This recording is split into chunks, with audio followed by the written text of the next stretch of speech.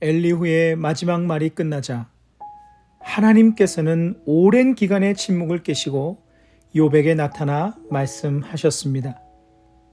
이 사실만으로 하나님께서는 욥이 하나님을 찾을 수 없을 것이라는 엘리후의 말이 잘못된 것이었음을 증명하셨습니다. 하나님께서는 욥의 기도를 듣고 계셨고 욥의 요구에 응답하셨습니다.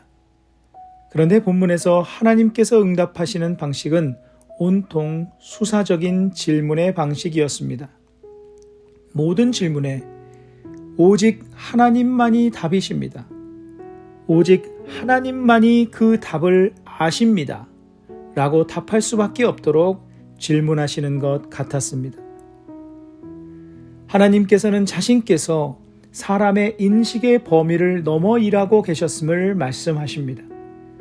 사람들은 그분의 존재와 일하심을 알지 못했지만 땅을 만드신 분도 하나님이시요 바다를 아이처럼 다루시는 분도 하나님이시며 악인들을 심판하시고 계신 분도 하나님이셨습니다. 세상의 경계를 정하시는 분도 하나님이시며 광명의 길과 흑암의 길을 정하신 분도 하나님이셨습니다. 하나님의 말씀을 들어보면 이 세상의 어느 것 하나 하나님께서 이루시지 않은 것이 없습니다. 예수님의 말씀처럼 공중에 나는 새 한 마리도 들에 핀 백합화 한 송이마저도 하나님께서 세밀하심으로 돌보시는 곳이 바로 우리가 사는 세상입니다. 그러고 보면 하나님께서 부재하신 시공간은 단 하나도 없음을 깨닫게 됩니다. 우리가 물을 마실 때도 그 물이 우리 몸에 들어가서 흡수될 때에도 우리가 호흡할 때 공기의 양도 예수님의 말씀처럼 우리의 머리카락의 정확한 개수까지 세시며 돌보실 정도로 주님의 충만한 임재가 있는 곳이 우리가 살아가고 있는 세상입니다. 하나님께서 욥에게 나타나시자마자 하신 첫 질문은 무지한 말로 생각을 어둡게 하는 자가 누구냐?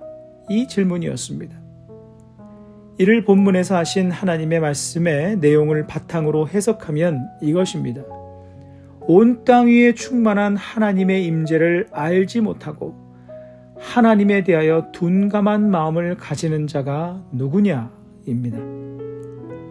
하나님의 임재는 온 세상과 욥의 삶의 전반에 충만하였으나 그 임재를 알지 못하고 믿지 못하고 느끼지 못하여 하나님께서 자신을 돌보지 않고 계시다고 말해왔음을 보게 됩니다. 즉 온 세상에 충만한 하나님의 임재가 욥의 마음에서만큼은 부재였다는 의미입니다. 오늘 본문의 말씀과 관련하여 우리가 함께 기억해야 할 말씀이 바로 잠언 4장 23절입니다. 모든 지킬 만한 것 중에 더욱 내 마음을 지키라. 생명의 근원이 이에서 남이니라. 욥에게 있어서 가장 중요한 것은 그의 마음에 하나님의 임재에 대한 인식, 깨달음, 느낌이었습니다. 온 세상에 하나님께서 충만하신다 한들 자신의 삶에서 특히 자신의 마음에서 그 충만하신 하나님의 임재가 느껴지지 않는다면 온 땅에 충만한 하나님의 임재가 욥에게 어떤 의미가 되겠습니까? 그러나 온 땅에 충만하신 하나님의 임재는 잘 모른다 하더라도 내 마음에 하나님의 임재가 충만하다면 그 주님을 붙들고 살아가게 됩니다. 하나님께서는 욥에게 이를 가르쳐 주시기 위해 이 세상을 세밀하게 다스리시는 그분의 손길을 설명하셨습니다. 보이지 않기에 믿음이 필요한 것입니다.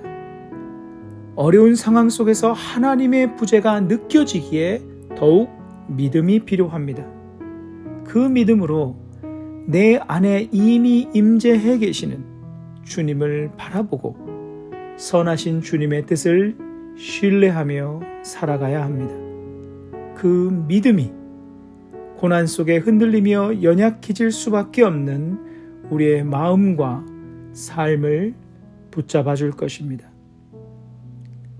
말씀을 생각하시며 기도하는 시간을 가지십니다.